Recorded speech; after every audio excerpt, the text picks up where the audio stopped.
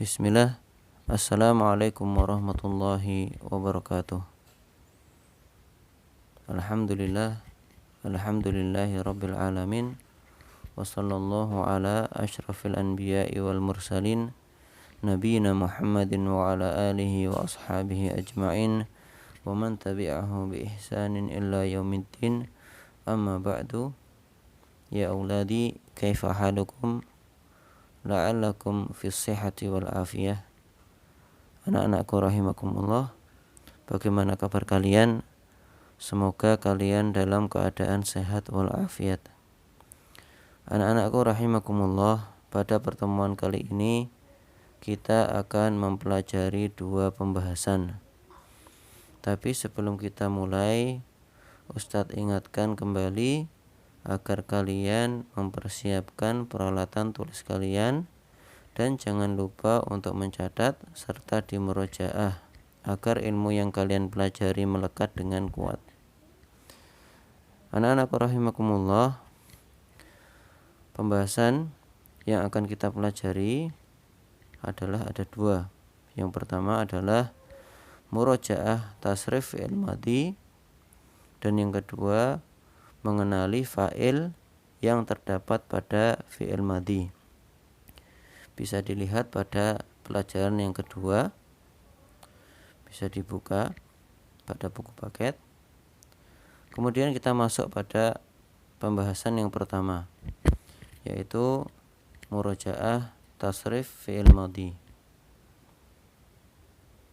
Kali ini kita akan mentasrif fi'il madhi dengan fi'il dhahaba. Perhatikan berikut ini: dhahaba, dhahabu, dhahabat, dhahabna, dhahabta, dhahabtum, dhahabti, dhahabtunna, dhahabtu, dhahabna.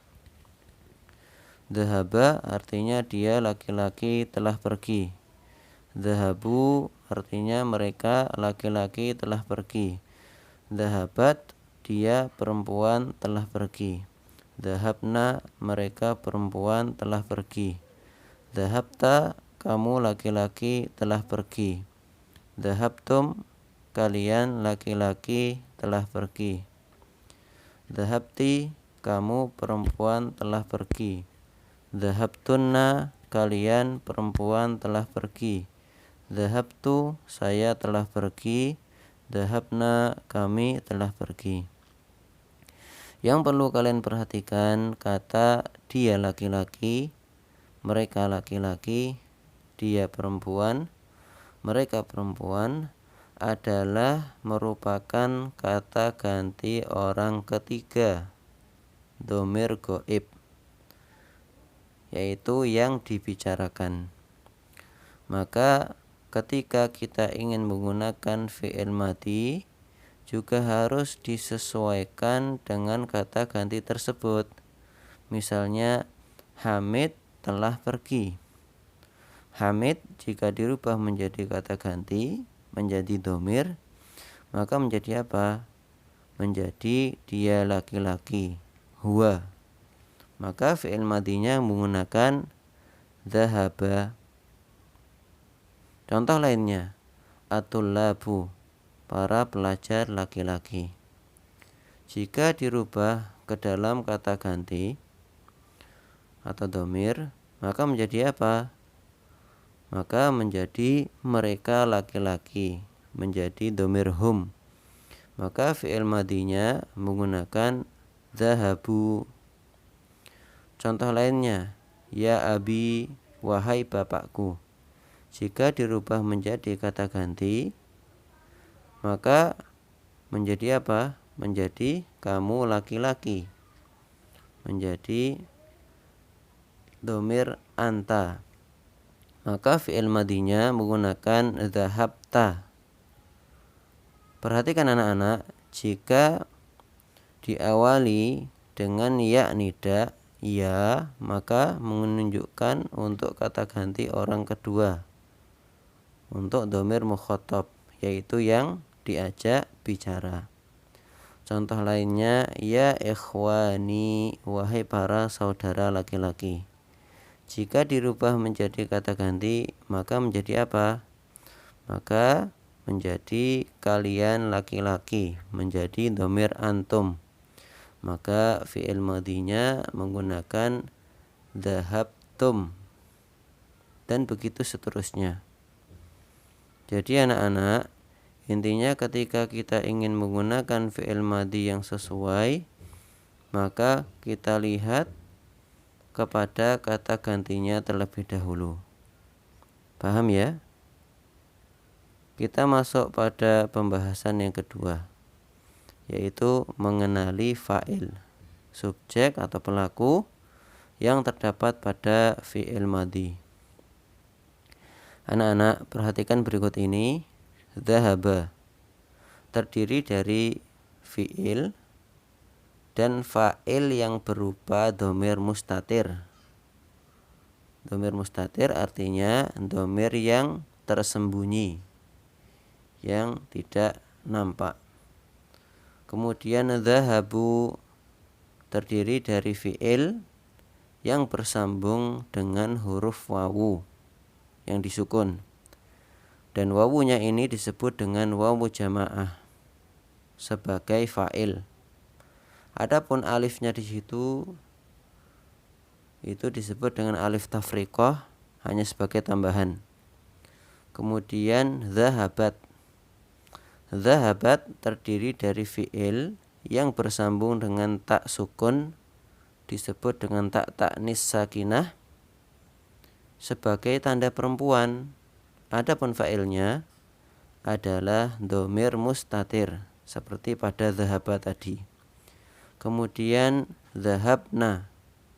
Dhahabna terdiri dari fi'il yang bersambung dengan nun yang berharokat fathah, disebut dengan nun niswah sebagai fa'ilnya. Kemudian dhahabta atau ya dhahabta. Dhahabta terdiri dari fi'il yang bersambung dengan tak yang berharokat fathah, disebut dengan tak fa'il sebagai fa'ilnya. Kemudian dhahabtum terdiri dari fi'il yang bersambung dengan tak yang berharokat dhammah, yaitu tak fa'il sebagai fa'ilnya. Adapun mim sukunnya itu adalah tanda jamak. Perhatikan ya, pada dhahabtum taknya itu adalah tak fa'il sebagai fa'il, dan mimnya itu adalah tanda jamak. Kemudian dhahabti. Dhahabti terdiri dari fi'il yang bersambung dengan tak fa'il yang berharokat kasroh sebagai fa'ilnya. Dhahabtunna. Dhahabtunna terdiri dari fi'il yang bersambung dengan tak fa'il yang berharokat dhammah sebagai fa'ilnya. Adapun nunnya, nun yang berharokat tasydid, itu adalah tanda jamak, yaitu tanda jamak untuk perempuan. Kemudian dhahabtu. Dhahabtu terdiri dari fi'il yang bersambung dengan tak fa'il yang berharokat dhammah sebagai fa'ilnya. Kemudian dhahabna. Dhahabna terdiri dari fi'il yang bersambung dengan nun yang berharokat fathah yang dibaca panjang na, yang disebut dengan na mutakallimin sebagai fa'ilnya. Anak-anak, itulah tadi fa'il-fa'il yang terdapat pada fi'il madhi. Silahkan dicatat di buku tulis dan dilihat pada buku paket. Sering-sering dimurojaah agar benar-benar melekat dengan kuat. Dan perlu kalian ketahui bahwa fa'il-fa'il yang bersambung dengan fi'il madhi tersebut dari wawu jamaah, nun niswah, tak fa'il baik yang berharokat fathah, kasroh maupun dhammah, dan juga dari na mutakallimin disebut dengan dhamir rafa' muttasil. Disebut dengan dhamir rafa' muttasil. Kenapa? disebut dengan dhamir rafa muttasil? Yang pertama karena disebut rafa karena dia sebagai fa'il.